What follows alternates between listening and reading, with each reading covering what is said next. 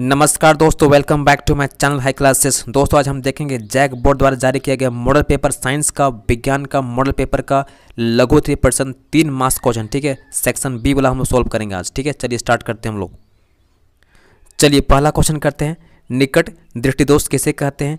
इस दोष के कारण क्या है? ठीक है, इसे दूर करने के लिए किस लेंस का उपयोग किया जाता है? ठीक है, इसका आंसर देखिएगा। निकट दृष्टि दोष में व्यक्ति निकट की चीज़ों को साफ साफ देख सकता है लेकिन दूर की चीज़ों को स्पष्ट नहीं देख पाता है, इसे ही निकट दृष्टि दोष कहा जाता है। ठीक है,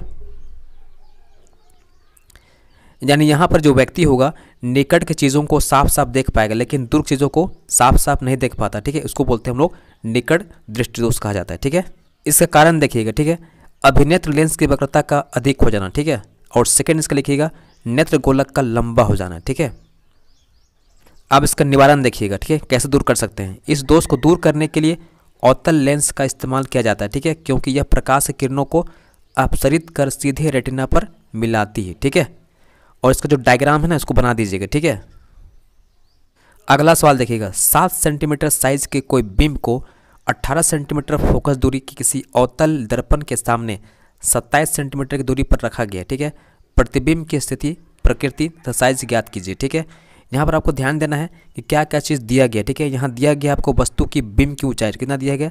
7 सेंटीमीटर प्लस में होगा। ठीक है, चूँकि हम लोग को अवतल दर्पण यहाँ है। ठीक है, इस प्रकार से है और वस्तु इस प्रकार से जाता है। ठीक है, तो इसका साइन क्या होगा? चिन्ह परिपाटी में प्लस होगा। ठीक है, तो एच कितना होगा हम लोग का? 7 सेंटीमीटर होगा। ठीक है, उसके बाद देखिए फोकस दूरी क्या दिया गया हम लोग का? 18 सेंटीमीटर। ठीक है, इसका साइन क्या होगा? नेगेटिव होगा, क्योंकि हम लोग फोकस कहाँ होता है? इधर होता है। ठीक है, और साइन क्या होता है हम लोग का? नेगेटिव होता है। ठीक है, चिन्ह परिपाटी के अनुसार। उसके बाद देखिए यहाँ पर यू दिया हुआ कितना? 27 सेंटीमीटर। ठीक है, वस्तु की दूरी हमको यहाँ रखना है, वस्तु इधर रखा हुआ ना, साइन क्या होगा हम लोग का? नेगेटिव होगा। ठीक है, हमेशा यू क्या होता है? नेगेटिव होता है। अब यहाँ लगा दीजिएगा दर्पण सूत्र से। ठीक है, 1/f बराबर 1/v प्लस 1/u होता है। ठीक है, उसके बाद आपको कुछ नहीं करना है, सिर्फ आपका जो मान दिया गया है इसको यहाँ रखो। ठीक है, मान रखोगे तो यहाँ पर आपका सॉल्व करने पर भी का जो मान आएगा हम लोग का -54 सेंटीमीटर आएगा। ठीक है, ये बता रहा है कि जो प्रतिबिंब है ना वस्तु की तरफ बन रहा है। ठीक है, वस्तु जिस तरफ रखा गया ना उस तरफ 54 सेंटीमीटर दूरी पर बन रहा है। ठीक है, इसका साइन क्या होगा हम लोग का? नेगेटिव होगा, चूँकि अवतल दर्पण है। ठीक है, उसके बाद निकालिएगा आवर्धन। ठीक है, आवर्धन जो होता है हम लोग का m बराबर होता है -v/u होता है बराबर h' होता है। ठीक है, प्रतिबिंब की ऊंचाई बटे वस्तु की ऊंचाई। ठीक है, उसके बाद आपको यहाँ कुछ नहीं करना है, सिर्फ आपको मान है ना उसको रख देना। ठीक है, मान रखिएगा। ठीक है, तो आपका h' जो आएगा हम लोग का वैल्यू, ठीक है, कितना आएगा? -14 सेंटीमीटर आएगा। ठीक है, तो ये बता रहा है कि जो वस्तु है, ठीक है, वस्तु की ऊंचाई से ज़्यादा बड़ा है। ठीक है, चूँकि अभी देखे थे हम लोग जो हम लोग h था, ठीक है, कितना था? 7 सेंटीमीटर था। ठीक है, यही था ना, लेकिन ये क्या हुआ? ज़्यादा बड़ा हो गया, उसका दुगुना बन गया। ठीक है, बहुत हाइट में उसका ऊंचा बन गया। ठीक है, इनलार्ज बनेगा। ठीक है, आवर्धित बनेगा। और ये नेगेटिव साइन क्या बता रहा है? ये बता रहा है वास्तविक है और उल्टा है। ठीक है, क्या है? वास्तविक और उल्टा है। ठीक है, तो यहाँ पर देखिए प्रतिबिंब, ठीक है, 54 सेंटीमीटर की दूरी पर बनेगा, प्रकृति वास्तविक होगा, उल्टा होगा तथा वस्तु से बड़ा होगा। ठीक है, आवर्धित होगा। कुछ इस प्रकार से हो रहा है। देखो ये अवतल दर्पण हो गया हम लोग का। ठीक है, ये वस्तु था हम लोग का।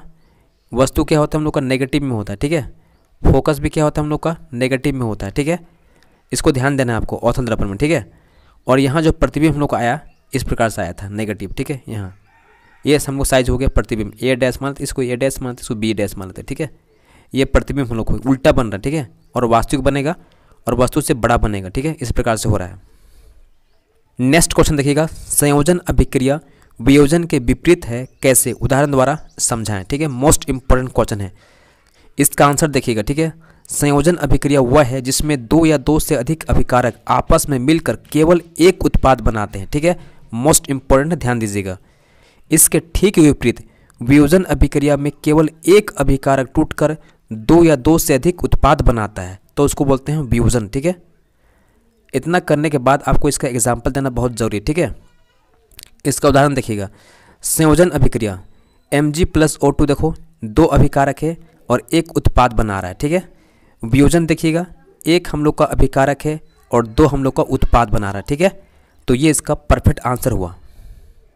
आगे देखिएगा, मेंडलीफ की आवर्त सारणी की क्या कमियां थी, इसे आधुनिक आवर्त सारणी ने किस प्रकार दूर किया। ठीक है, इसका उत्तर देखिएगा, मेंडलीफ की आवर्त सारणी परमाणु द्रव्यमान के सिद्धांत पर आधारित थी, जबकि मोसले की आधुनिक आवर्त सारणी परमाणु संख्या पर आधारित है। इस सारणी के द्वारा मेंडलीफ की सारणी के दोषों को दूर किया गया। उसके बाद लिखिए, देखियो उसके बाद आपको लिखना है, मेंडलीफ की आवर्त सारणी में धातु और अधातुओं को अलग अलग स्थान नहीं दिया गया है। समान गुण वाले तत्वों को अलग अलग स्थानों पर रखा गया तथा असमान गुणों वाले तत्वों को एक ही स्थान पर रखा गया है। इस सारणी में समस्थानिकों को कोई स्थान नहीं दिया गया है।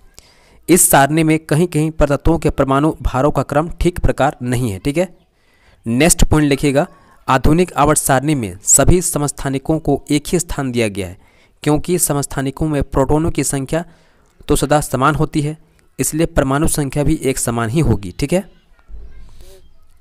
उसके बाद लिखिएगा ऑर्गन, ठीक है, और पोटेशियम के परमाणु क्रमांक क्रमशः 18 और 19 से तत्वों की बढ़ती परमाणु संख्या के आधार पर व्यवस्थित करने पर आर्गन पहले आता है और पोटेशियम का स्थान पीछे रह जाता है, जबकि उनके परमाणु द्रव्यमान इसके विपरीत है। नई आवर्त सारणी में इस दोष को दूर किया गया है। ठीक है, उसके बाद देखिएगा, आधुनिक आवर्त सारणी स्पष्ट रूप से दर्शाती है कि तत्वों के गुणों की पुनरावृत्ति क्यों होती है। ठीक है, नेक्स्ट क्वेश्चन देखिएगा, कार्बन के इतने अधिक यौगिक होने का क्या कारण है। ठीक है, इसका उत्तर देखिएगा, कार्बन एकमात्र ऐसा तत्व है जो इतने सारे अलग अलग यौगिक बना सकता है, क्योंकि प्रत्येक कार्बन परमाणु अन्य परमाणुओं के साथ 4 रासायनिक बंधन बना सकता है, और क्योंकि कार्बन परमाणु बहुत बड़े अणुओं के भागों के रूप में आराम से फिट होने के लिए सही छोटा आकार है। इस गुण को श्रृंखलन कहा जाता है। ठीक है, इतना लिखने के बाद आपको इसका एग्जाम्पल बहुत इंपॉर्टेंट है, सिलिकॉन एवं हाइड्रोजन और कार्बन। ठीक है, देखो इस प्रकार से ये लंबा चैन बना सकता है। ठीक है, इस प्रकार से बहुत सा ब्रांच बना सकता है, इसको बोलते हैं हम लोग श्रृंखलन। ठीक है, तो इसी गुण की वजह से जो कार्बन होता है ना, ये बहुत लंबा चैन बना सकता है। नेक्स्ट क्वेश्चन देखिएगा, मोस्ट इंपॉर्टेंट है, दोहरा परिसंचरण किसे कहते हैं, समझाएं। मनुष्य में रक्त को हृदय से होकर 2 बार गुजरना पड़ता है, इसे ही दोहरा परिसंचरण कहा जाता है। सिराओं द्वारा शरीर के विभिन्न अंगों से अशुद्ध रक्त को हृदय तक लाया जाता है। जो सिरा होता है वो अशुद्ध रक्त को लाता है, बॉडी के अलग अलग पार्ट से हार्ट तक लाता है, हृदय तक लाता है। ठीक है, हृदय उसे अलग रास्ते से शुद्ध होने के लिए फुफ्फुस तक पहुंचाता है, फेफड़ा तक। ठीक है, जहां कार्बन डाइऑक्साइड विसरित हो जाता है और O2 रक्त में आ जाता है। इसके बाद लिखिएगा, इस तरह ऑक्सीजन युक्त रक्त, ठीक है, 2 बार हृदय तक पहुंच जाता है, जिसे शरीर के विभिन्न अंगों तक पहुंचाया जाता है। ठीक है, अगला सवाल देखिएगा, मोस्ट इंपॉर्टेंट है, ऊर्जा के स्रोत के रूप में हम सौर ऊर्जा का उपयोग किस तरह करते हैं। ठीक है, इसका आंसर देखिएगा, धरती पर पड़ने वाली सूरज की रोशनी और उसमें मौजूद गर्मी ही सौर ऊर्जा कहलाती है। ठीक है, धरती पर सौर ऊर्जा ही एकमात्र ऐसा ऊर्जा स्रोत है जो अन्य ऊर्जा स्रोतों की तुलना में अत्यधिक मात्रा में उपलब्ध है।